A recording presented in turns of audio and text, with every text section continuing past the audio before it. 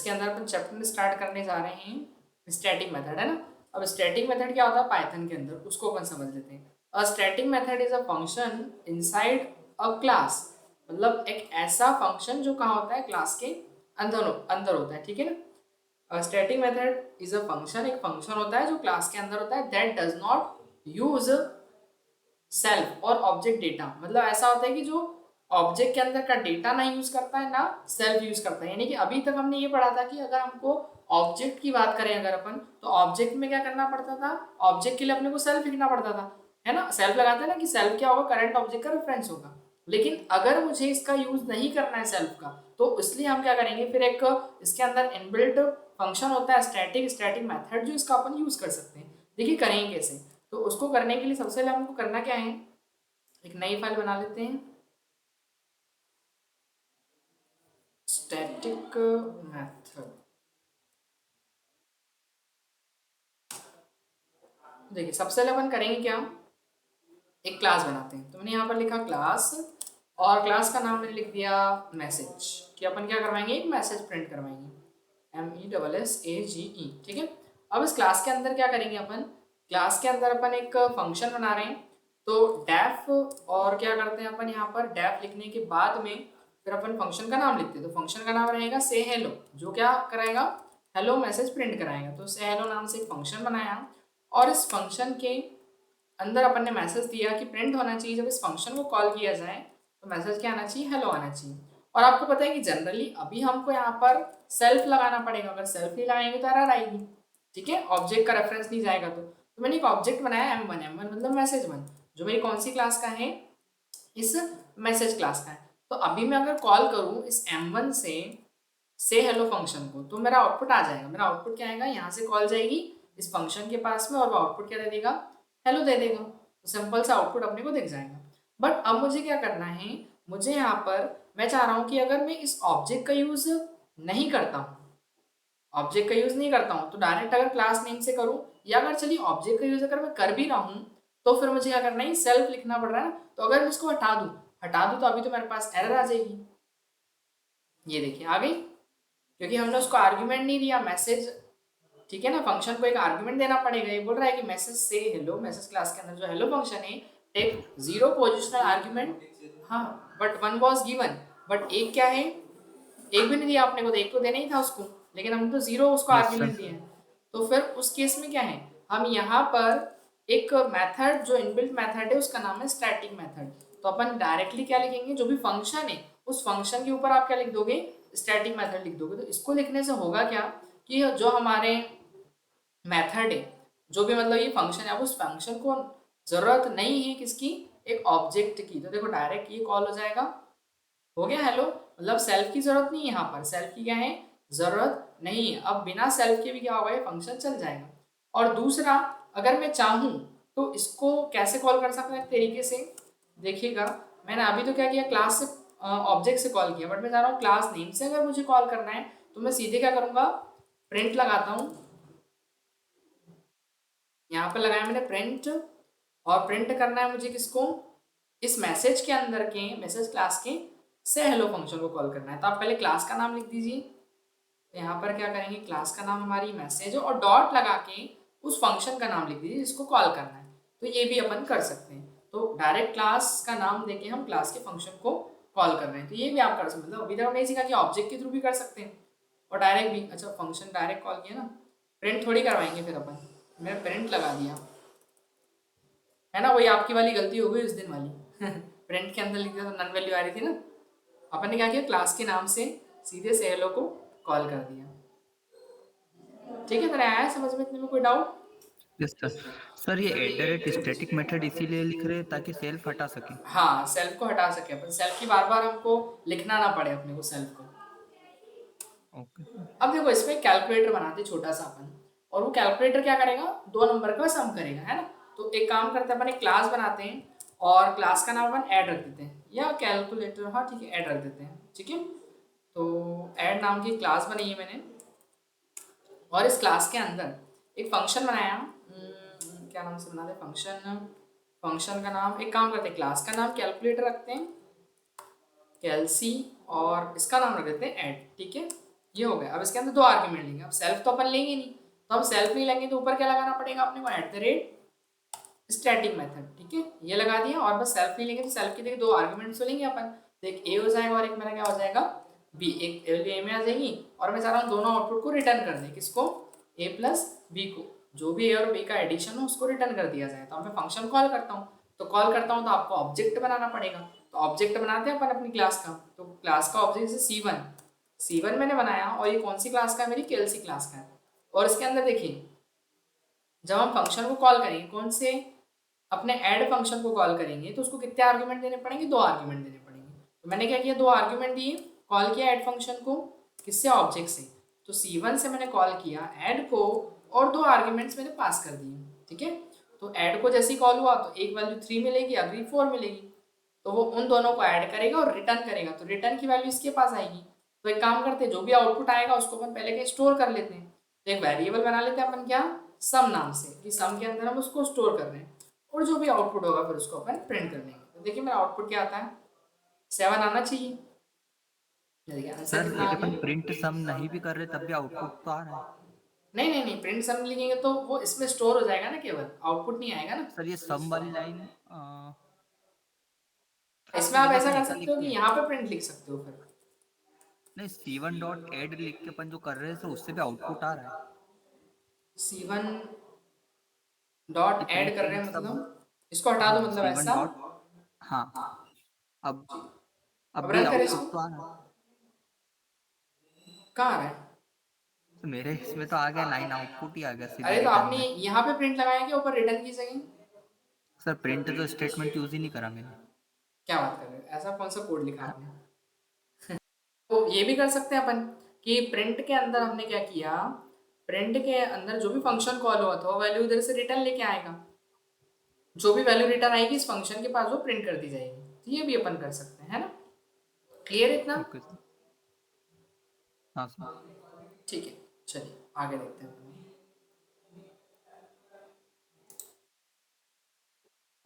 अब देखिए static method में अगर मैं इसी में एक काम करूं, एक काम और करते हैं अपन इसी से।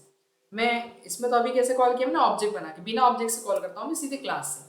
तो क्लास से अपन कॉल करेंगे तो कैसे करेंगे, पहले तो क्या लिख देंगे, क्लास का नाम, पहले प्रिंट लगा दी, प्रिंट क्लास का नाम लिखा कैलसी, कैलसी के अंदर के कौन से फंक्शन को कॉल करना है, कैलसी के अंदर के ऐड फंक्शन को कॉल करना है, तो लिख दिया कैलसी डॉट ऐड, और उसके बाद फिर मैं क्या करूंगा, 2 वैल्यू पास कर दूंगा 4 और 6, ठीक है।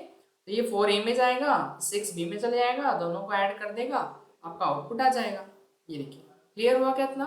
तो मतलब क्लास के नेम से भी आप एक्सेस कर सकते हैं फंक्शंस को क्लास के अंदर के, और ऑब्जेक्ट बना के भी कर सकते हैं, ये दोनों तरीके हैं आपके पास, सर ठीक है। ये at the rate static method लिखने के बाद ही पॉसिबल है या पहले भी हो नहीं नहीं सकता नहीं नहीं, था ये? ऐसा कुछ नहीं है, वो तो कहीं भी कर सकते हैं, पहले भी कर सकते हो आप बिना क्लास, अगर स्टैटिक मेथड नहीं भी लगाते हो तो, है ना। ओके। और बेसिकली स्टैटिक मेथड यूज कब करते हैं अपन, जब हमारे पास डेटा बहुत ज़्यादा बड़ा ना हो, मतलब क्लास के अंदर का डेटा, छोटे छोटे फंक्शंस होते हैं ना, जैसे रिटर्न करवाना है आपने को वैल्यू है, मैसेज वगैरह प्रिंट करवाना है नॉर्मल से 1-2 लाइन के, तो अपन यूज़ करते हैं, बाकी तो स्टैटिक मेथड को यूज़ आती नहीं है। बहुत कम देखने को मिलेगी आपको स्टैटिक मेथड का यूज़, किसी भी प्रोग्राम में नहीं देखने को मिलेगा, बहुत कम, ना के बराबर देखने को मिलता है इसका यूज़ स्टैटिक मेथड का, क्योंकि सारा काम तो अपन ऑब्जेक्ट बना करके वही सेल्फ से ही करते हैं, है ना। यस ये सर। है कि अगर छोटा मैसेज वैसेज दिखाना है आपको हर एक ऑब्जेक्ट के लिए, और ऑब्जेक्ट का रेफरेंस नहीं देना है कि डायरेक्ट कॉल हो जाए, तो आप सेल को हटा सकते हो उसके अंदर, है ना। ठीक है, अब एक नई चीज पढ़ते हैं इसके अंदर अपन, जिसका नाम है एट्रीब्यूट्स। अब एट्रीब्यूट्स क्या होते हैं, देखिए एट्रीब्यूट्स का मतलब ये होता है, सिंपल सा बोली जाए, लैंग्वेज में बोली जाए तो हमारा वेरिएबल, वेरिएबल होता है अपने पास, वेरिएबल के अंदर क्या डालते हैं अपन, डेटा डालते हैं, क्या डालते हैं, डेटा। तो जो हमारा डेटा होता है वो डेटा अपन कहाँ पे लेते हैं, वेरिएबल में, और उन्हीं वेरिएबल्स को अपन क्या बोलते हैं यहाँ पर, एट्रीब्यूट्स बोलते हैं। क्लास एंड ऑब्जेक्ट में क्या बोलते हैं उसको अपन, एट्रीब्यूट्स बोलते हैं, इतना क्लियर है। तो जो वेरिएबल्स है वो यस हमारे सर। क्या होंगे, वेरिएबल्स हमारे एट्रीब्यूट्स होंगे, है ना। तो in Python attributes are values, values है या methods that are associated with object, मतलब ये वो वैल्यूज होंगी यानी वेरिएबल्स के अंदर की वैल्यूज, वेरिएबल के अंदर ऑब्वियसली क्या होगा, वैल्यू होगी या मेथड्स होंगी जो किसी ऑब्जेक्ट के साथ एसोसिएट होती है। मतलब आपको पता है कि ऑब्जेक्ट के अंदर क्या होते हैं हमारे वेरिएबल, और वेरिएबल में क्या होती है, वैल्यूज होती है, ठीक है। तो वैल्यू, वो जो वेरिएबल्स है वो एट्रीब्यूट्स हैं, they are used to store data और डिफाइन बिहेवियर, ये डेटा को स्टोर करने के लिए यूज होते हैं ना एट्रीब्यूट्स, ठीक है, कि हम अगर किसी में कौन सा डेटा स्टोर कर रहे हैं, किस वेरिएबल में कौन सा डेटा स्टोर कर रहे हैं, तो वेरिएबल इसी के लिए बनाए जाते हैं, एट्रीब्यूट इसी के लिए बनाए जाते हैं।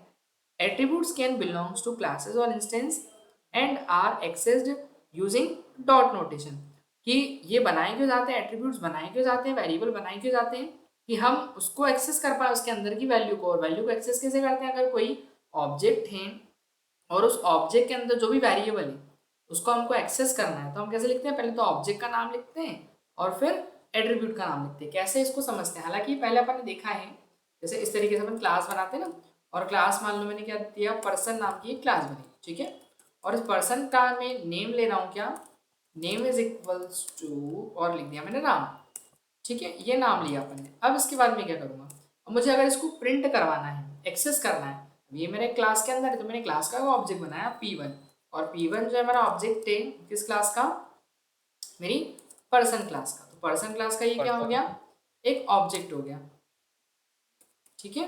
अब इस को मुझे एक्सेस करना है, तो एक्सेस करने के लिए क्या करना पड़ेगा अपने को, एक्सेस करने के लिए अपने को यहाँ पर पहले तो ऑब्जेक्ट का नाम लिखना है, कि इस ऑब्जेक्ट का क्या प्रिंट करवाना है, तो ऑब्जेक्ट का नाम, फिर उसके बाद अपन क्या करते हैं, अपने एट्रीब्यूट का नाम लिखते हैं जो वेरिएबल, तो ऐसे करते हैं इस ऑब्जेक्ट के, तो पहले ऑब्जेक्ट का नाम फिर एट्रीब्यूट का नाम, देखो तो ये ना इसके अंदर दिया गया था, पहले ऑब्जेक्ट का नाम देंगे और फिर एट्रीब्यूट का नाम देंगे, तो ऐसे अपन एट्रीब्यूट का। क्लास के ऑब्जेक्ट के अंदर जो एट्रीब्यूट्स होते हैं उनको क्या करते हैं, एक्सेस करते हैं। और अगर इसको प्रिंट करवा देंगे तो नेम क्या आ जाएगा हमारे पास, वैसे तो एट्रीब्यूट कुछ नहीं, अपन पढ़ चुके हैं, पर उसकी डेफिनेशन समझ रहे हैं कि एट्रीब्यूट क्या होता है। एट्रीब्यूट वही जो अपन डिफाइन करते हैं किसी भी क्लास के अंदर वेरिएबल्स होते हैं हमारे, ठीक है ना। अब मैं इसको रन करूंगा तो सिंपल से चल जाएगा, और नाम क्या आ जाएगा, राम। ये समझ में आया क्या नहीं, यस सर। देखो अब बेसिकली इसको अपन यूज कैसे करेंगे, एट्रीब्यूट्स कितने टाइप के होते हैं वो अपन समझ लेते हैं, ये तो सिंपल सा हुआ। देखिए अब एट्रीब्यूट की बात करें तो एट्रीब्यूट के दो टाइप हैं, एक होता है इंस्टेंस एट्रीब्यूट और एक होता है क्लास एट्रीब्यूट, ठीक है ना, इंस्टेंस और क्लास एट्रीब्यूट। अब जो इंस्टेंस एट्रीब्यूट है, इंस्टेंस एट्रीब्यूट क्या बोलता है कि this are specific to an instance of class and are usually defined inside init method. देखो ऐसा होता है कि हम बात करें अगर किसी भी एट्रीब्यूट की, तो हम जब कोई फंक्शन बनाते हैं, ठीक है ना, जब कोई फंक्शन बनाते हैं तो फंक्शन के अंदर हम जैसे आर्ग्यूमेंट्स ले रहे हैं, तो हर एक आर्ग्यूमेंट्स को अलग अलग लेंगे। जैसे अभी ये कंस्ट्रक्टर बना हुआ है, ठीक है, अभी जब मेरा कंस्ट्रक्टर बना तो उसके अंदर मैं दो आर्ग्यूमेंट पास करूंगा नेम और एज के लिए, ठीक है ना। तो जब भी मैं एक ऑब्जेक्ट बनाऊंगा तो उसका नाम और एक एज डालूंगा, फिर दूसरा ऑब्जेक्ट बनाऊंगा तो उसका नाम और एज, तीसरा ऑब्जेक्ट बनाऊंगा उसका नाम और एज, मतलब हर एक पर्सन का जो नाम और एज होगा वो क्या होगा, अलग अलग होगा। मतलब मेरे पास हर एक ऑब्जेक्ट के लिए जो इस एट्रीब्यूट की वैल्यू होगी वो क्या होगी, अलग होगी। और हर एक ऑब्जेक्ट के लिए अगर एट्रीब्यूट की वैल्यू मेरी अलग अलग होती तो उसी को कहा जाता है क्या, इंस्टेंस एट्रीब्यूट। तो इंस्टेंस एट्रीब्यूट क्या होता है कि यहाँ पर हर एक ऑब्जेक्ट के अंदर जो हमारे एट्रीब्यूट्स हैं उनकी वैल्यू डिफरेंट डिफरेंट होती है हर एक ऑब्जेक्ट के लिए। ऐसा है कि पर्सन 1 का नाम अलग होगा, पर्सन 2 का नाम अलग होगा, है ना, क्योंकि ये एक अलग क्लास का ऑब्जेक्ट है, ये इसी क्लास का ऑब्जेक्ट है, एक एक ऑब्जेक्ट है, और उसी क्लास का दूसरा ऑब्जेक्ट है। तो कंस्ट्रक्टर जब कॉल होगा, आपका क्लास बनेगी तब कंस्ट्रक्टर कॉल होगा, तो इनमें नेम क्या जाएगा, अब पहले में तो चले जाएगा ये एलाइस और एज कितनी चलेगी एलाइस। 25, दूसरे में क्या चले जाएगा बॉयज और 30। तो दोनों में क्या है, पर्सन 1 के अंदर जो वेरिएबल है मतलब एट्रीब्यूट से नेम और एज, इनमें अलग नेम और एज जाएगी, पर्सन 2 के नेम और एज में क्या जाएगी, अलग नेम और एज जाएगी। तो दोनों में क्या है, अलग अलग है, तो ये होते हैं इंस्टेंस एट्रीब्यूट। जैसे अगर एग्जाम्पल लें अपन, इंस्टेंस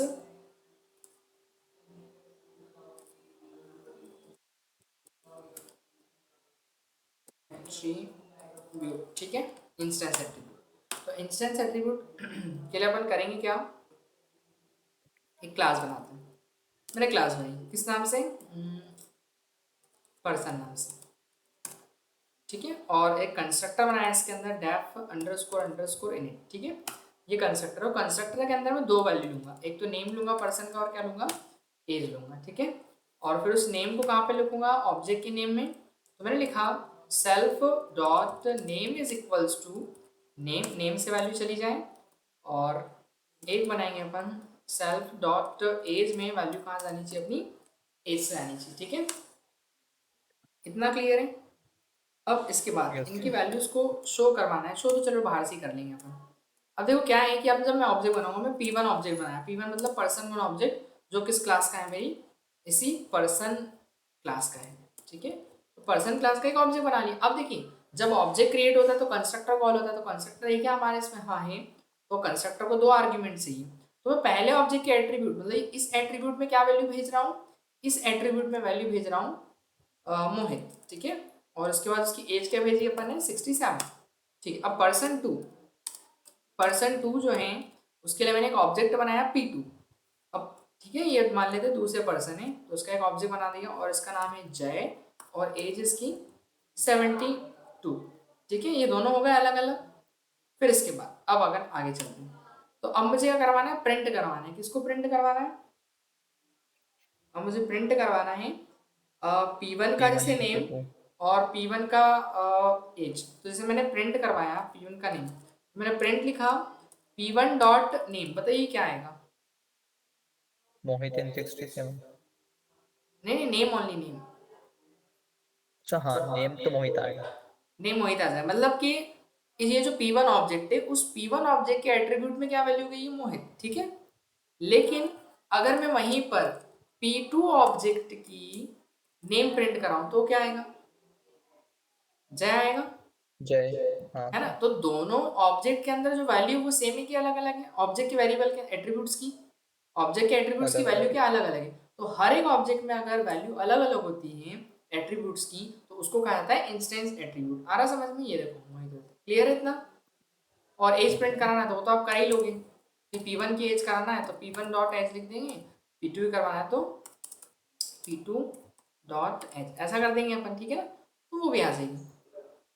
ठीक है, क्लियर है इतना। यस लेकिन सर। अब ये तो हो गया इंस्टेंस एट्रीब्यूट। अब क्लास एट्रीब्यूट क्या होता है, देखिए क्लास एट्रीब्यूट क्या होता है कि जो, मान लो कि अब ये जो पर्सन है, मान लीजिए कंपनी में काम कर रहे हैं, क्या कर रहे हैं, एक कंपनी में, और दोनों की जो कंपनी है वो दोनों की कंपनी क्या है, सेम है। दोनों की कंपनी क्या है, सेम है। मतलब मान लो कि ये भी किसी कंपनी में काम कर रहा है XYZ, और इसकी भी कंपनी XYZ है, तो इन दोनों की कंपनी का नाम क्या होगा, XYZ होगा। एक्स तो वाई। अपन यहाँ पर जब जाएंगे तो एक बात बताइए मुझे, एक कंपनी नाम से वेरिएबल जोड़ेंगे, COM लिख दूँ, यस। COM। Yes sir. ठीक है, और फिर अपन यहाँ पर लिखेंगे self dot COMP is equals to COMP, ऐसा करेंगे अपन। और फिर यहाँ पर कंपनी का नाम भी डालना पड़ेगा, कॉमा करके। कौन सी कंपनी ले लें, मान लो विप्रो, ऐसा कंपनी का नाम डाल दिया अपन। ठीक है, फिर उसके बाद अगेन विप्रो, तो मुझे हर बार लिखना पड़ेगा विप्रो। और अगर मुझे प्रिंट करवाना है तो नहीं। मैं यहाँ पर अभी जाऊँगा, अभी केस में तो करना ही पड़ेगा ना। हाँ P1 सर। डॉट, ये क्या आ तो गया, डिफॉल्ट का नहीं कर सकते उसको? डिफॉल्ट करते ना, आर्गुमेंट जो वही रहता तो है उसको समझना है डिफॉल्ट आपने। कर देते थे। P1 डॉट विप्रो, कुछ एरर आ रही क्या, अच्छा COMP है कंपनी का नाम, कंपनी COMP में ना, sir. Sorry P1 dot COMP। ठीक है, चलो ये हो गया अपना, इसको रन कराएं। देखो विप्रो आ गई दोनों ही कंपनी पर। एक बात बताइए, क्या मेरे पास अगर 100 एम्प्लॉयज हैं, अब 100 एम्प्लॉयज तो मैं 100 का बार बार नाम लिखूंगा क्या, ऐसे विप्रो विप्रो विप्रो नो ऐसा सर। बहुत सारा टाइम लग जाएगा। तो अगर कॉमन अगर चीज़ें होती, मतलब कॉमन क्या होंगी, अगर हमारे पास इस तरीके से समझ लेते हैं कि कॉमन अगर सेम एक जैसी वैल्यू है जो हर एक ऑब्जेक्ट में जानी चाहिए। अभी देखो इंस्टेंस एट्रीब्यूट में तो क्या होता है, इंस्टेंस एट्रीब्यूट में हर एक ऑब्जेक्ट की वैल्यू क्या होगी, अलग अलग होगी ना। अलग अलग इंस्टेंस रहेगी, एट्रीब्यूट का हाँ मतलब ही सर। है कि हर एक ऑब्जेक्ट में जो एट्रीब्यूट है उसकी वैल्यू अलग अलग होगी।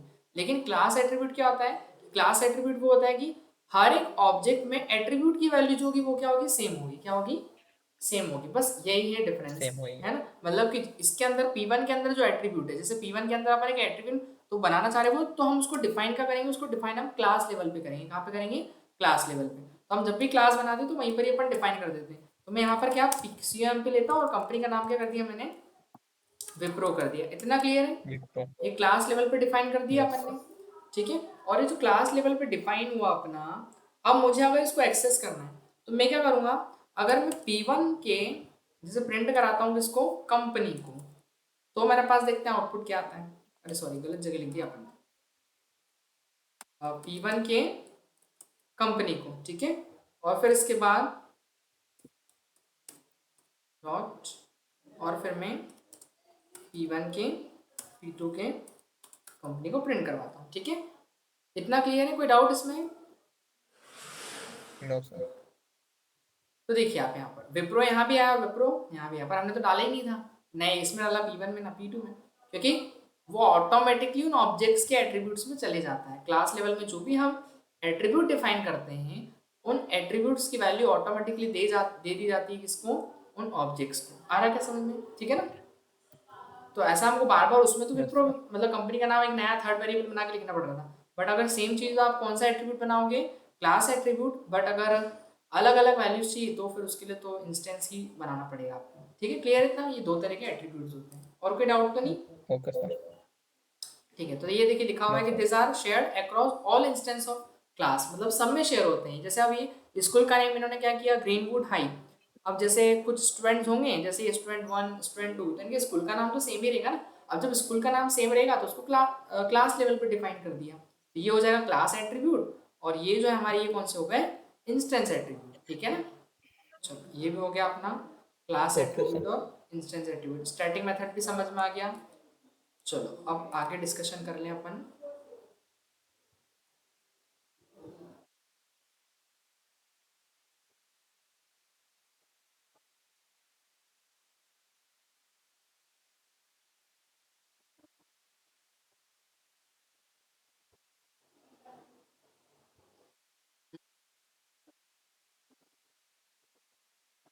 Intermediate attributes method static method. अब एब्स्ट्रैक्शन पे आ जाते हैं अपन। किस पे? एब्स्ट्रैक्शंस। तो एब्स्ट्रैक्शन। एब्स्ट्रैक्शन उसको समझ लेते हैं, क्या होती है एब्स्ट्रैक्शन। देखिए एब्स्ट्रैक्शन का मतलब पता है क्या आपको? थोड़ा बहुत मीनिंग। सर एब्स्ट्रैक्शन मतलब छुपाना। हाँ छुपाना, वेरी गुड, सही है ना। किसको छुपाना? देखिए हम किस चीज को छुपाएंगे, है ना। यहाँ पर क्लास एंड ऑब्जेक्ट के अंदर देखिए क्या होता है। आपको एक चीज बताओ, जैसे अगर अपन बात करें जब गाड़ी चलती है, ठीक है, गाड़ी को अपन जब चलाते हैं तो गाड़ी के अंदर चलती है, तो हमको अंदर क्या प्रोसेसर पता चलता है क्या? नहीं पता चलता है, नो सर। ठीक है। कि अंदर इंजन कैसे वर्क कर रहा है उसका, है ना, ठीक है, क्लच केबल कैसे वर्क कर रही है उसकी, ठीक है, एक्सेलरेटर अगर दे रहे हैं तो वो कैसे वर्क कर रहा है, ये सब चीज़ें हमको नहीं पता होती, ठीक है ना, वो क्योंकि इंटरनली, ठीक है ना। तो इंटरनली मतलब काम तो कर रही है ना वो चीज़ें, बट आपको दिखाई देती है यस क्या? सर। नहीं, नहीं दिखाई नहीं। देती है, ठीक है ना। तो उसी को कहा जाता है कि एब्स्ट्रैक्शन। अब देखिए प्रोग्रामिंग में क्या होता है, ऐसी बहुत सारी चीज़ें होती हैं कि जो इंटरनली वर्क तो करती है बट हमारे आउटपुट में दिखाई नहीं देती है नहीं। ना। तो वो होता है एब्स्ट्रैक्शन, मतलब ऐसा कोड जो हमारे प्रोग्राम के अंदर लिखा जाता है बट वो वर्क करता है बट वो आउटपुट में शो नहीं होता है, तो वो होता है एब्स्ट्रैक्शन। देखिए यहाँ पर लिखा हुआ है, abstraction means hiding complex detail and showing only essential features of an object और प्रोसेस। अब जैसे कार चलती है तो कार चलती है तो कार के अंदर इंजन चलता है, जब जाके तो कार स्टार्ट होगी, कार का इंजन स्टार्ट होगा। तो वो इंजन कैसे वर्क कर रहा है उससे आपको मतलब थोड़ी, आपको तो बस चलना चाहिए। अब ऐसा थोड़ी कि इंजन चलता हुआ दिखना चाहिए आपको, सही बात है कि नहीं, ठीक है। तो कहने का मतलब ये है यस सर। कि ओनली आपका इंजन क्या करना चाहिए, इंजन वर्क करना चाहिए, बट वो आपको दिखाई नहीं देता है। इंजन केवल क्या करेगा आपका? वर्क करेगा, वो दिखाई नहीं देगा। क्यों? क्योंकि वो अपने काम की चीज नहीं है। हमको क्या चाहिए? बस कार चलना चाहिए, हमको उससे आउटपुट से मतलब है, इंजन कैसे वर्क कर रहा है क्या कर रहा है उससे मतलब नहीं है। तो वही एसेंशियल जो फीचर्स उनको शो करवाना, और जो अपने कॉम्प्लेक्स जो डिटेल्स उनको हाइड कर देना, है ना, मतलब जो अपने काम की यूज की नहीं है। तो देखिए एक छोटा सा एग्जाम्पल लिया अपन ने यहाँ पर, कि अगर क्लास एंड ऑब्जेक्ट के अंदर एक मान लेते हैं अपन ने क्लास ली, ठीक है, उसका नाम दिया हमने क्या? कार। अब देखो कार को ऐसा समझ लेते हैं कि कार हमारी अभी एक बंद पोजीशन में है ना, पोजीशन क्या उसकी बंद है। अब जब पोजीशन उसकी बंद होगी तो उसमें देखिए एक कंस्ट्रक्टर बनाया इनिट। इनिट मतलब जैसे वो कार बनेगी तो बनने के बाद इनिट मतलब ऑब्जेक्ट बनेगा, अपना ऑब्जेक्ट बनेगा तो कौन कॉल होगा? कंस्ट्रक्टर कॉल हो जाएगा। और कंस्ट्रक्टर जब कॉल होगा तो यहाँ पर क्या होगा? उसका एक्सेलरेटर नाम से एक वेरिएबल बनाया, ठीक है। तो एक्सेलरेटर की वैल्यू क्या कर दी अपन ने? फॉल्स कर दी, क्योंकि फॉल्स। शुरुआत में एक्सेलरेटर भी फॉल्स होगा, ब्रेक भी क्या होगा? फॉल्स। ब्रेक की वैल्यू, क्लच की वैल्यू भी क्या होगी? फॉल्स। तीनों फॉल्स रहेंगे। लेकिन जब कार स्टार्ट होगी तो उसके लिए हमने क्या बनाया? एक किस नाम का फंक्शन बनाया? स्टार्ट। और फिर उसके बाद जब कार स्टार्ट होगी तो कार स्टार्ट कैसे होगी? आपका क्लच पे हाथ जाएगा, है ना, तो यहाँ पर क्या होगा, क्लच आपका ट्रू हो जाएगा, और दूसरा एक्सेलरेट करना पड़ेगा आपको, तो एक्सेलरेट क्या हो जाएगा, ट्रू हो जाएगी। दो चीज़ें क्या हो जाएगी, ट्रू हो जाएगी, और इसके बाद फिर कार क्या हो जाएगी, स्टार्टेड मैसेज आ जाएगा आपके पास, है ना। बट एक बात बताइए, क्या मुझे ये दो चीज़ें दिखाई देगी जब मैं इसको रन करूँगा, नहीं दिखाई देगी, बट इंटरनली तो वर्क करेगी ना वो। देखो कैसे, इसको समझते हैं।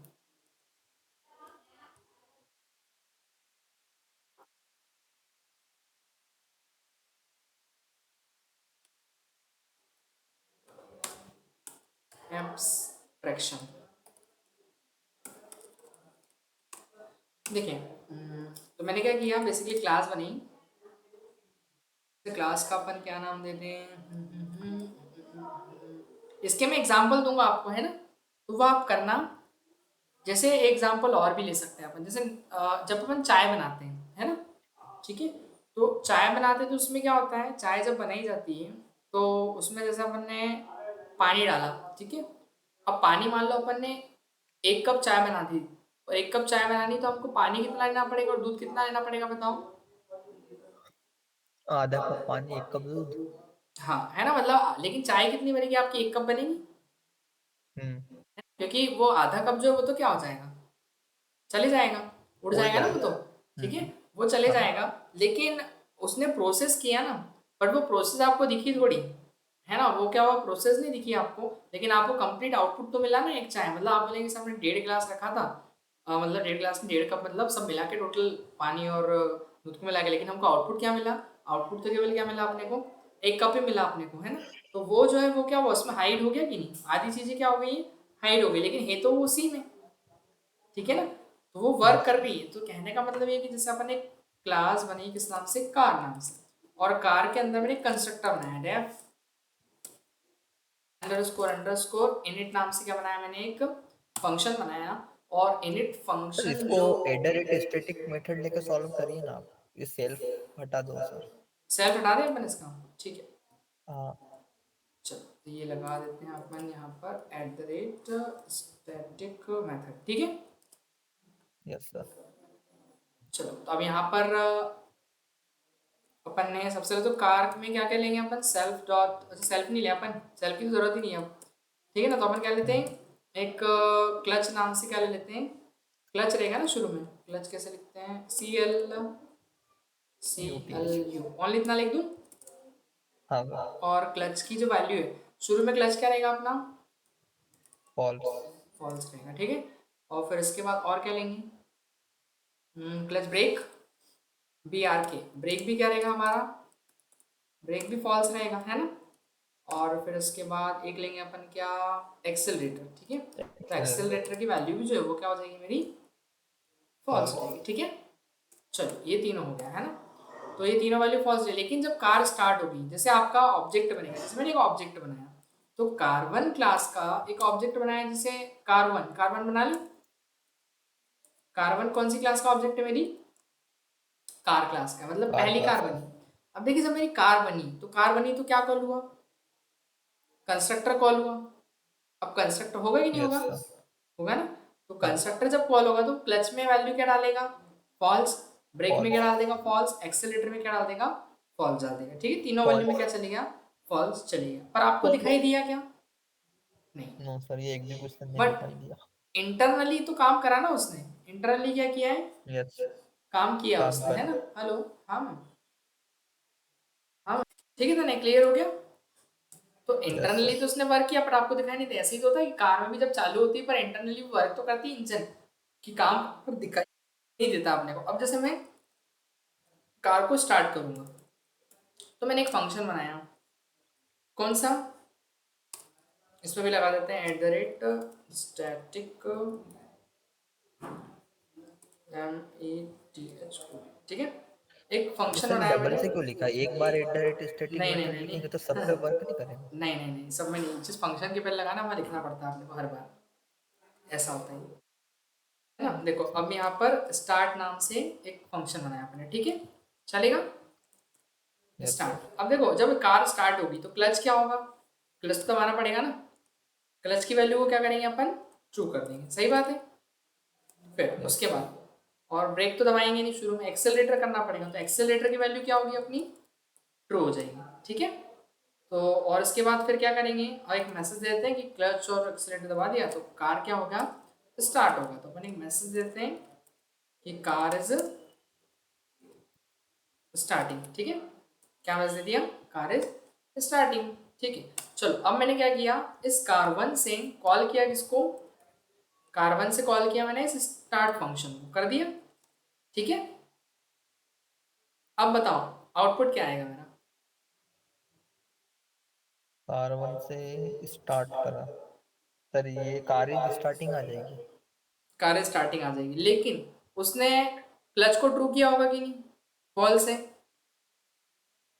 कर दिया होगा लेकिन इंटरनली करा होगा, हाँ इंटरनल, बट अपने को दिखाई नहीं देगा, है ना, यही एब्स्ट्रैक्शन नहीं है। दिया वो। ये देखो कार स्टार्टिंग मैसेज आ गया, ठीक है, बट उसने क्या किया है कि इंटरनली क्लच की वैल्यू को ट्रू भी किया और एक्सेलरेटर की वैल्यू को ट्रू भी किया, तब जाके हमारी कार स्टार्ट हुई है। आया समझ में, ठीक है ना। तो ये यस सर। एब्स्ट्रैक्शंस है, मतलब जो हमारे काम की चीजें नहीं होती है उनको क्या कर देता है, वो पाइथन ऑटोमेटिकली हाइड कर देता है ना। और इस कंसेप्ट को क्या कहा जाता है, एब्स्ट्रैक्शन कहा जाता है। क्लियर है इतना, बस कंसेप्ट है और कुछ नहीं है, ठीक है ना। Yes sir. तो ये एब्स्ट्रैक्शन, अब इसके बाद फिर आपका कंसेप्ट आएगा एब्स्ट्रैक्शंस के बाद में एनकैप्सुलेशन, एब्स्ट्रैक्शन एनकैप्सुलेशन, ठीक है। एनकैप्सुलेशन तो प्राइवेट वाला है, तो उसको प्राइवेट एट्रीब्यूट्स वगैरह दोनों एक साथ, तो इसको अपन कल करेंगे फिर, है ना, ठीक है। तो कल मैं यस आपको सर। बता दूंगा, टाइमिंग जैसा भी होगा व्हाट्सअप कर दूंगा वो, तुम है ना, शाम का जो भी रहेगा, है ना, ठीक है। हाँ सर, कल मतलब आगे पीछे क्यों हो रही क्लासेस अभी? क्या चीज़ अभी, हाँ अरे एक्चुअली क्या क्लासेस, बच्चे के दिवाली बाद आए ना, तो सब टाइमिंग थोड़ा, नई क्लास भी चालू हुई है, तो उस वजह से थोड़ा सा आगे पीछे हुआ है, कुछ नए ओके आए सर। हैं तो सर बेचेस, कुछ जैसे अभी पुराने। जैसे 6 to 7 लगी, तो सर मेरे उससे पहले तो कॉलेज रहेगा फिर मेरा। ठीक है चलो, कुछ ना कुछ तो करेंगे ही फिर। अरे वो मैनेजमेंट वाले मैम जो है ना, वो ही कर सकते हैं, अपन तो क्या ही करेंगे, अपन तो पढ़ा ही सकते हैं है ना। हाँ होता है, या तो 6 to 7 या तो 7 to 8, दोनों में से कोई से भी हाँ लगेगा हाँ ही वो आपको। अपन देख लेंगे तो कर लेंगे, है ना। ठीक है ओके चलो, ओके मैं सर। शेयर कर देता हूँ आपको, है ना, कोड, ओके कल सर। क्लास में भी भेज दूँ, है ना। हाँ सर, क्लासरूम पे भेज बाकी दीजिए। वीडियो में सर आपको अपलोड क्लासरूम पे कर एक दूंगा। रिकर्जन